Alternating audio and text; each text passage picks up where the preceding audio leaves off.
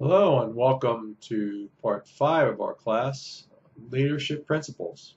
I'd like to begin by looking at a couple of various quotations about leadership and leadership principles, things that you might find useful in your day-to-day leadership.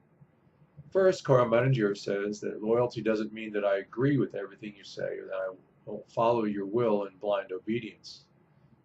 Loyalty means that we share the same values and principles. When minor differences arise, we work together. Then together we go forward. So this is a great principle because implicitly it states that there is a method for resolving conflicts, but it acknowledges also at the same time that there is a diversity of opinions, and that diversity of opinions is to be valued, while at the same time the core values that are present in the organization and the culture are preserved and maintained as the organization goes forward.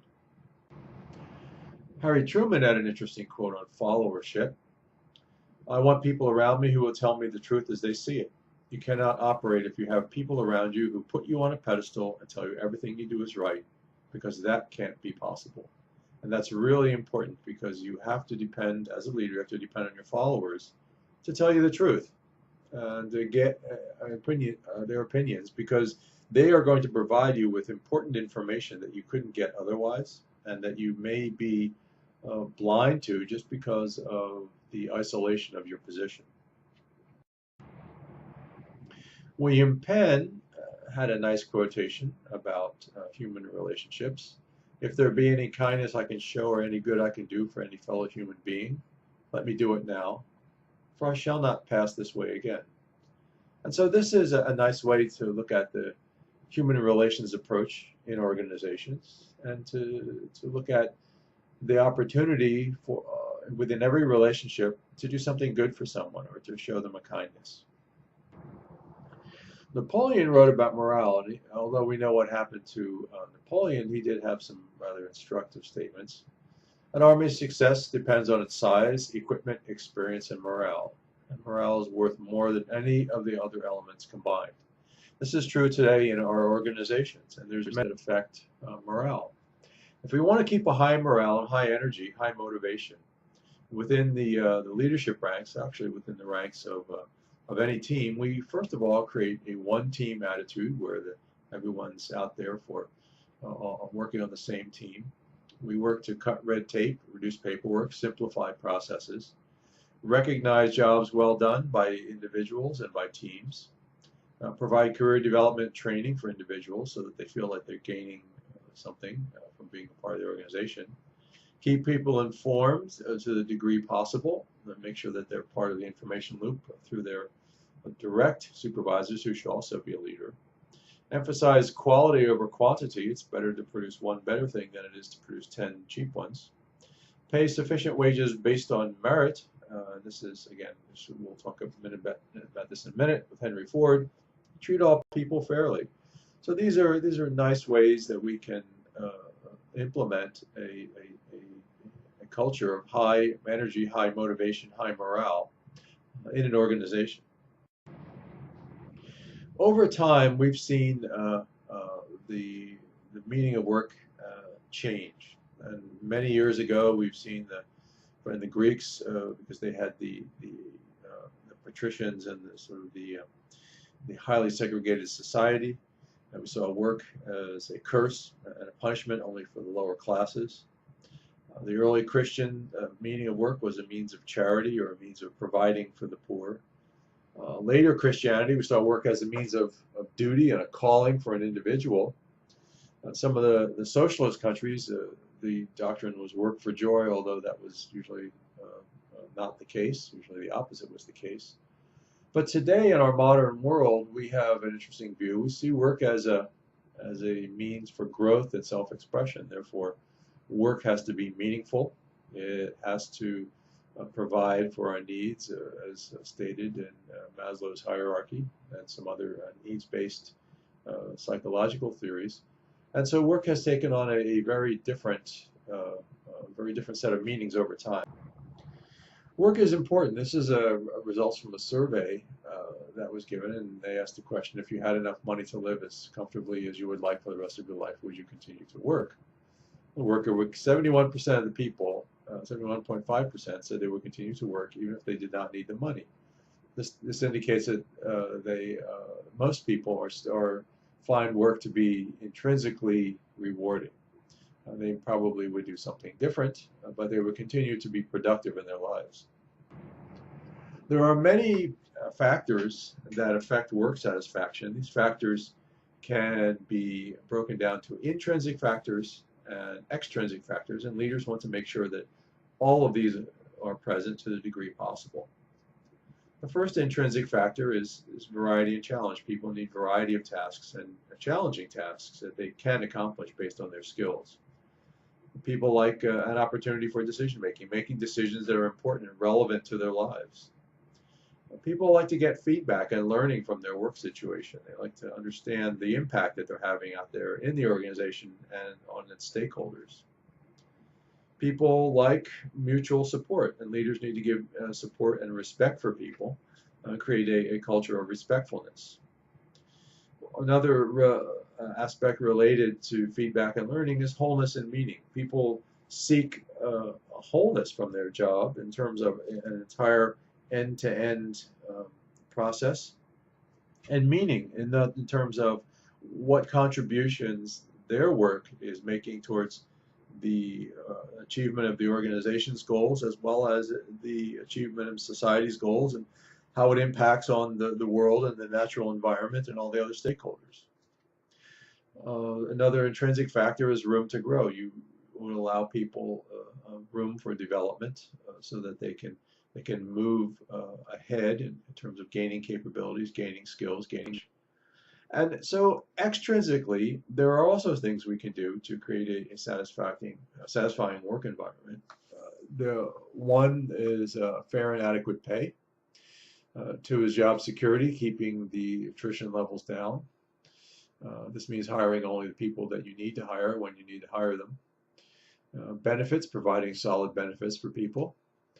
Safety, keeping people safe within their work environment, keeping the management of hazardous conditions under a reasonable form of control. Keeping employee health paramount, allowing people sick time if they were to get sick. Giving people due process, a means for resolving complaints.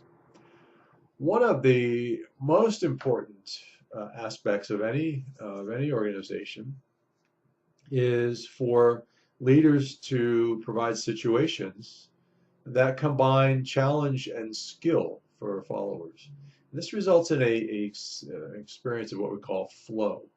If we have a situation where there's low challenge and low skills, we generally get apathy. Nobody cares. There's nothing really to be done. They're just kind of there, maybe sweeping a floor or something, or who knows. If we have a situation where there's low challenge that requires high skills, we get boredom. This is the situation where we have people with college degrees who are not being employed to the level where they use their skills. If we have high challenge and low skills, we get anxiety. People can't do it, they become afraid. But if we get high skills, high challenge, we get into a state of flow. And this is really interesting. This is really where we want everyone in the organization to be. Flow is in all fields of work. It's when we're challenged by something we're truly good at. And we become so absorbed in the flow of activity that we lose consciousness of self and time. I'm sure that at one point in your life you've experienced this. So think back and remember how it was for you when you experienced the being in the flow, being in the moment. Everything seems to sort of go away or vanish, and you're just focused on the task at hand. What's it like? Well, you have a clear and present purpose that's distinctly known. You know exactly what you're doing. You're getting immediate feedback on how well you're doing. You have supreme concentration on the task, as other concerns are temporarily suspended. They are removed from consciousness. There's a sense of growth and being part of a greater endeavor as ego boundaries, or the boundary of a sense of self, are transcended. And finally, you get an altered sense of time. It usually seems to go faster. Things that sort of happen because you're really focused on exactly what it is that you're achieving and meeting that achievement to the highest level possible. The Hawthorne study is important for a couple of reasons, but not what you would think, and not as it's taught traditionally. The Hawthorne study has different implications for leadership. One of the implications is that productivity is affected by human relationships. The stronger and the more positive the relationships, the higher the productivity. A supportive leadership style has a positive influence on productivity, so leaders need to be focused on generating supportive environments and acting in supportive ways towards their followers. Finally, workers tend to set their own standards for acceptable behavior and outputs, and so leaders need to actually encourage this while providing guidance and oversight to make sure that the standards for acceptable behavior and outputs meet the goals of the organization. So a maximum involvement of followers is really the key. We have 12 principles that we can look at for good human relations, and these are things that can also improve morale, improve productivity.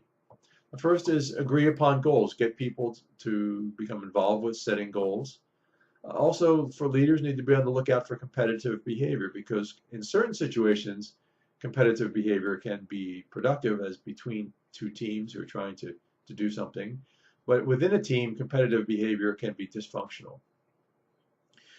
Leaders should listen to understand. Again, we go back to Covey, seek first to understand, then to be understood. Avoid absolute statements. This is the way it always is, the way it always has been. Allow for some ambiguity. An important one is to admit mistakes when we have made. In fact, organizations that are actively involved in developing new technologies encourage mistakes and involve people in not only in goal setting, but in other aspects of organizational life. Use decision making by consensus. Get everyone to buy in. Even if they agree to disagree, everyone has been consulted. This takes time. However, it results in better long-term performance. Number 8 is live up to agreements. When you make an agreement, when you make a commitment, stick by it. And if you can't stick by it, explain why you can't and get people to understand and accept that. Draw a continuum line for behaviors rather than straight, this is right, this is wrong. There is a continuum and allow for some gray areas of performance. Be alert to selling or winning strategies because this is similar to being competitive. Because what you want is the overall organization to function properly, not necessarily one group or one individual. Respect differences, both individual and cultural differences, and think positively. Think on a more optimistic scale. One of the ways that you can increase morale and increase productivity and also increase the effectiveness of communications is to handle complaints properly. Here are some guidelines that we can use when we're handling complaints. The first is to keep cool, calm, and collected. And listen patiently without interrupting. Again, seek first to understand without being understood. Accept and acknowledge the person's point of view. Just acknowledge that what they're saying is valid. Validate them as a person. And ask questions to fully understand the problem and fully understand what the person wants. Many times, what the person wants is simply to be heard, not necessarily to have the problem resolved. So you can establish that at this point. Fully discuss possible solutions, and then have the person involved in generating them, and then explain based on your knowledge of available resources what can and cannot be done, and then reach closure on an agreement on what can be done, and genuinely thank the person for speaking up, and follow through on your commitments. The most corrosive effect on complaint handling is when commitments are not followed through. You enter in sort of a void. You get a commitment and then nothing is done. That can just destroy any form of positive communication. It destroys respect, it destroys trust. So follow through. What we want to do also, and which will help us in our complaint resolution process as well as our people management process, is to adopt a more optimistic attitude. You can take a look at some contrasting attitudes here and see maybe where you fit. The pessimistic pole, pessimists tend to see people as selfish, uncooperative, power-hungry, materialistic, aggressive, sex-driven, possessive, and warlike. Whereas on the optimistic pole, people tend to value goodness over evil, are inclined toward reason and mutual support, and have a natural tendency towards cooperation. So we can look at these contrasting attitudes and see where maybe we have adopted some, or when we encounter them, we can uh, make an attempt to persuade people to adopt a more optimistic viewpoint. And people, the optimistic end, tend to see people as seeking affection, and they're naturally capable of development. So these are two very different frames through which we can look at the people who are our followers and the people who live in our organizations.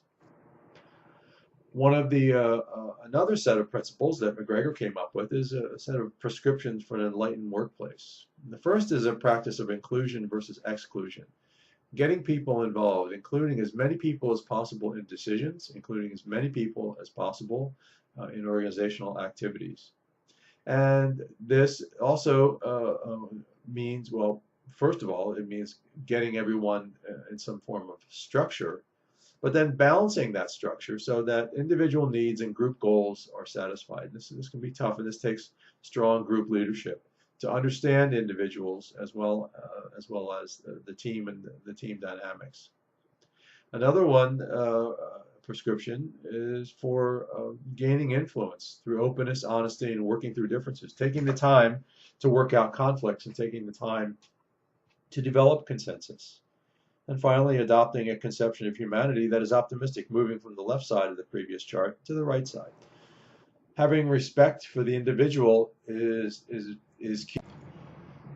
Respect is the basis for positive communications, and respect is the basis for trusting leader-follower relationships. And respect can come from a belief that human goodness is innate, but it can be thwarted by a dysfunctional environment. And we only have to look to the Zimbardo experiments, the prison experiments, to see that this is true. Another prescription is that it's important for free individuals to have courage to act and accept responsibility for those consequences. So allowing people enough flexibility, enough room to act in their own interest as well as the interest of the organization. But then when they act, understand what the consequences might be and then have them take responsibility. Peter Drucker, who's an advanced management thinker, came up with this rather interesting quote on teams. Organizations years hence will bear little resemblance to the typical company circa 1950. Traditional departments will serve as guardians of standards, as centers for training and assignment of specialists. They won't be where the work gets done. That will happen largely in task-focused teams, and we've seen this come through over time and become reality today. One of the helpful approaches to teams, this is kind of fun since this is an environmental leadership class, is to look at the various animals in the world and see how their characteristics can be reflected in individual team members. The elephants always remember the bad things, so people who act as elephants utilize the talent by saying, what could we have done differently? And when they bring up the bad things. Roosters always need attention. They like to crow, so let them make announcements. You need to tell them to be quiet until the timing is right, but let them be the announcing type people. Parrots like the rooster with lots of color, put them in public relations. Get them out there. Let them make announcements to the public. Lots of color, lots of flash. Rabbits are full of energy, so give them something to do, keep them busy, and have meetings with an agenda so they don't jump around. They can stay focused on topics. Hound dogs are loyal, so remind them of the group's purpose, give them a scent, and say, let's go find. The alligators usually kind of sit there until they're provoked and they snap your leg off. If possible, understand the sensitivities and sore spots of alligators and work around them. Snakes are tough. The only agreement, snakes are wiggly and can be dangerous, so just beware of snakes, and if they're in your organization, you may want to consider getting rid of them. The ostrich is the avoider. It sticks its head in the sand. They won't pay attention until they're touched personally. So touch them personally, understand their emotional reality, then they move fast. The lemming is about conformity. So conformity is their nature. So make sure the lemmings in your organization are hanging out with the right crowd and going in the right direction. Lion wants to be king, so when lions roar, give them recognition, the chance to influence events, and give them importance. Turtles really don't go anywhere, so until they stick their necks out, so they have to move. So ask for ideas and give them rewards when they take risks, and appreciate their talent for persistence and survival. Monkeys are smart, but they are really very playful creatures, so make work play. Um, Turn the work into a challenge, a chance to have a good time, a chance to have fun. And finally, buzzards, they peck on everybody else's bones. So make sure that the buzzards get the details that can't be overlooked. They capture things that people may have forgotten about. So another way to um, look at an organization is an organization's leaders is where they come from, or where's their bias. And there's two trains of thought here. The one is that leaders are biased towards action, or they're biased towards reflection. Another one is they're biased towards experience, or they're biased towards theory.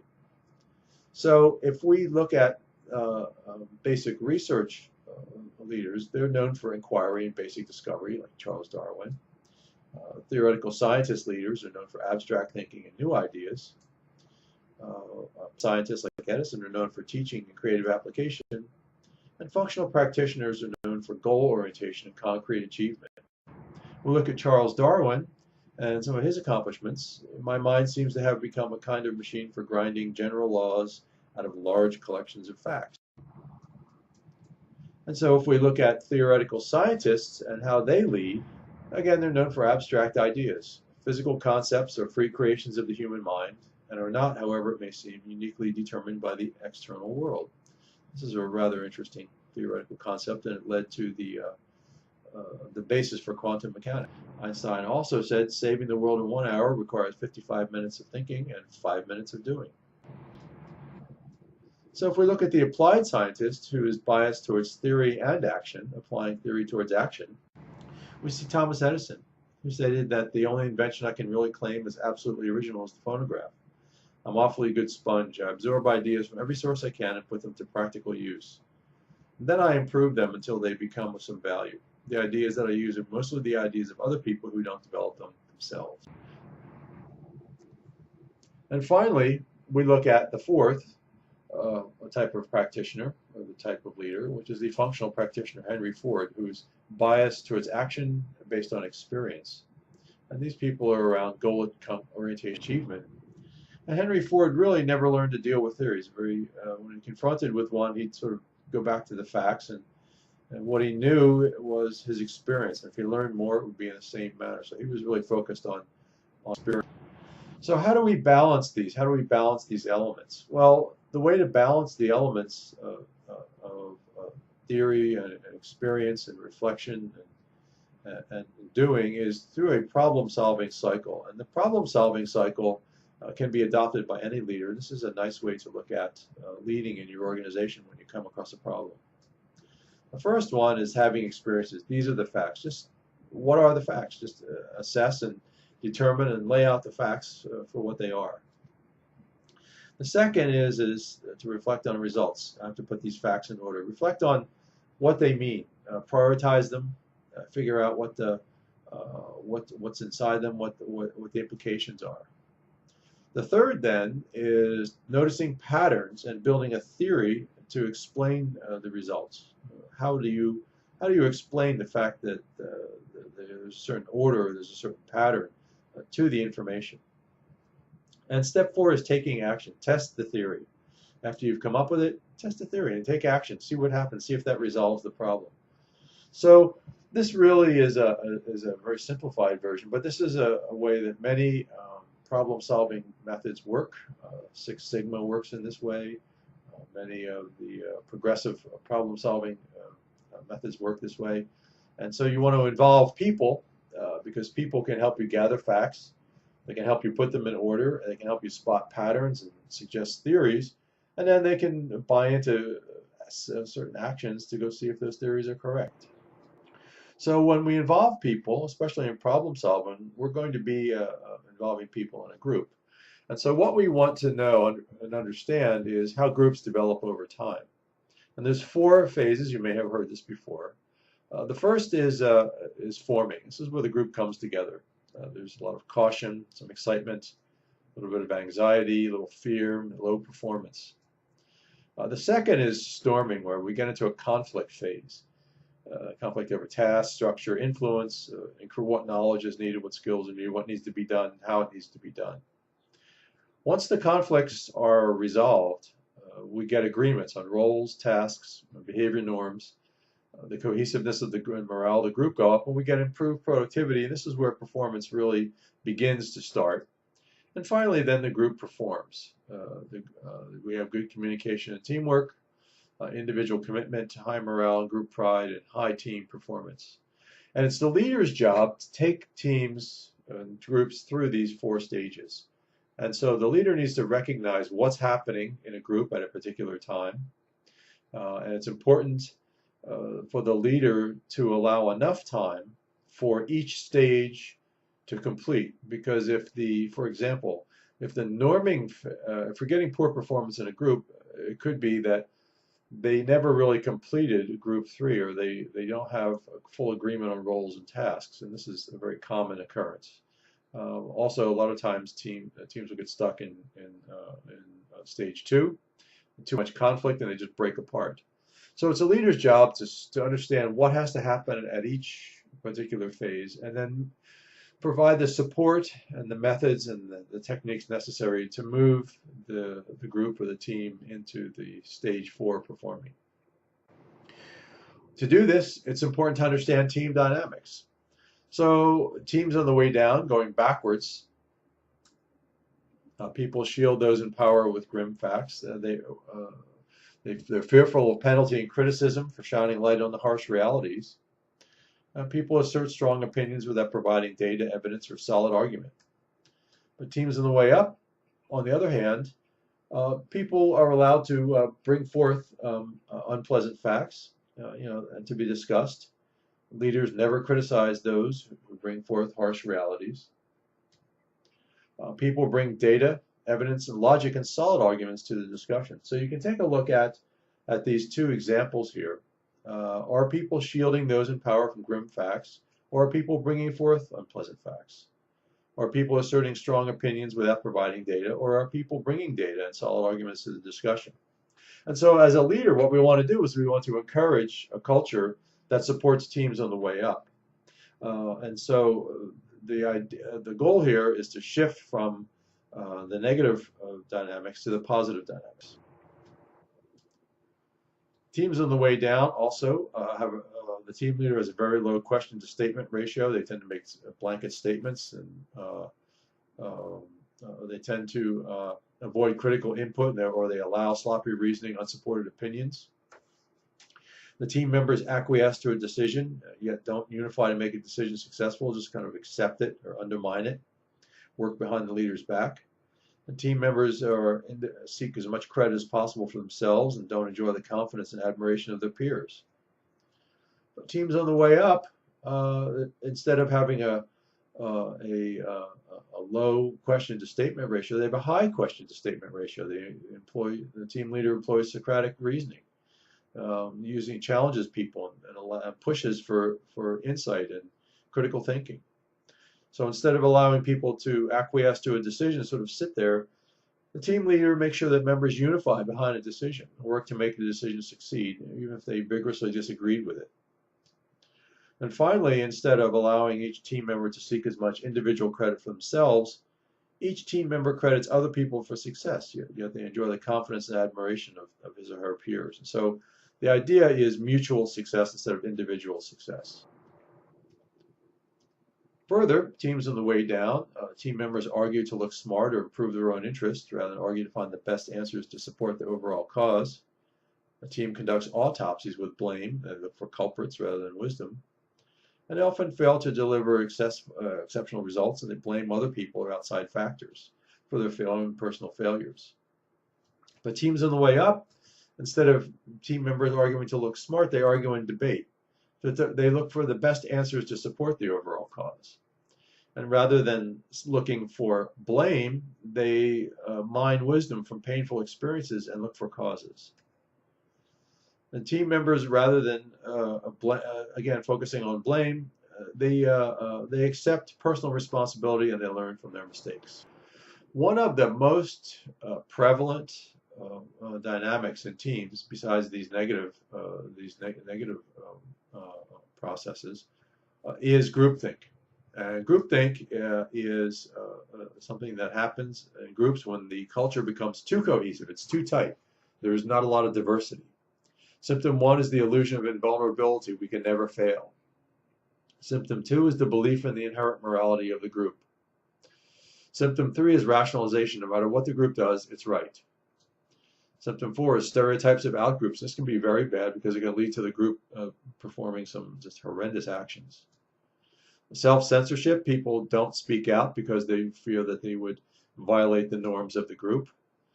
Direct pressure to not violate norms. Team leaders and certain members will put pressure on individuals to not step out of line. And these are generally pressures exerted by what we call mind guards. What's allowed to be thought, what's not allowed to be thought. And symptom 8 is the illusion of unanimity, which is that people, even though they disagree, they don't speak up. Groupthink has to be addressed directly by leaders, and so it's important for group leaders to understand when this is occurring and to offer diverse opinions and other input so that these particular processes, these psychological processes, aren't allowed to overwhelm the group. So again, you can do this by addressing the truth. You can use evidence-based problem solving, emphasize two-way communication, have a one-team attitude, show mutual respect, focus the team on a cause, get the team centered on learning, and have each person accept responsibility for their performance as well as the team performance.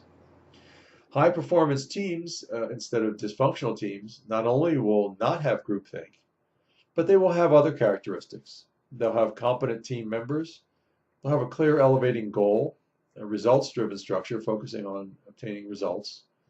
They have a unified commitment, collaborative climate where they work together to achieve what the commitment is to the goal. Standards of excellence in terms of performance and processes that they're all striving to achieve. External support and recognition, which is important to reinforce the team's culture. And principled leadership that makes their principles and their values and their approach to team leadership known and models the desired behaviors. So that's it for this particular lecture. If you have questions, please post them in the Q&A thread. Otherwise, we will see you in the class shell.